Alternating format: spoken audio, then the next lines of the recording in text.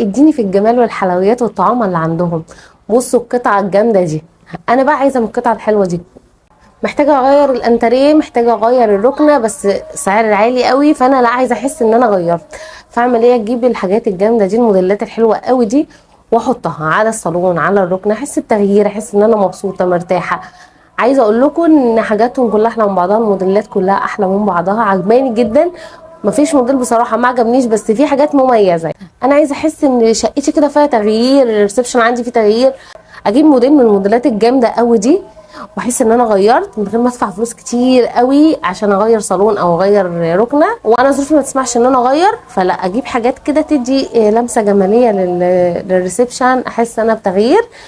عايزه اي سيلر بتبيع الموديلات التحفه دي بالخامات الجامده دي تكلمني على الخاص. لا لا، خطير خطير، الموديلات كلها احلى من بعضها، حاجاتهم حلوه، الناس دي حاجاتها جميله.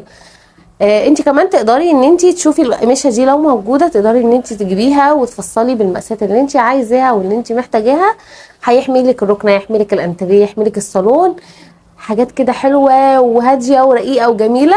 اي بنوته بتبيع الموديلات الحلوه دي بالجمال ده بالخامه التحفه اللي هم بيبيعوها دي، تتواصل معايا وتكتبوا تحت في الكومنتات وشيروا على قد ما تقدروا، واعملوا منشن لاصحابكم عشان خاطر نفيد بعضنا. لو حد عارف حد يمنشن تحت في الكومنتات. انا شيماء غريب، لو انت اول مره بتشوفيني ما تنسيش تحطي الكومنت الحلو اللي شبهك، وكمان ما تنسيش اللايك عشان بيرفع معانا الفيديو. اشوفكم ان شاء الله فيديوهات حلوه كتير تعجبكم. مع السلامه.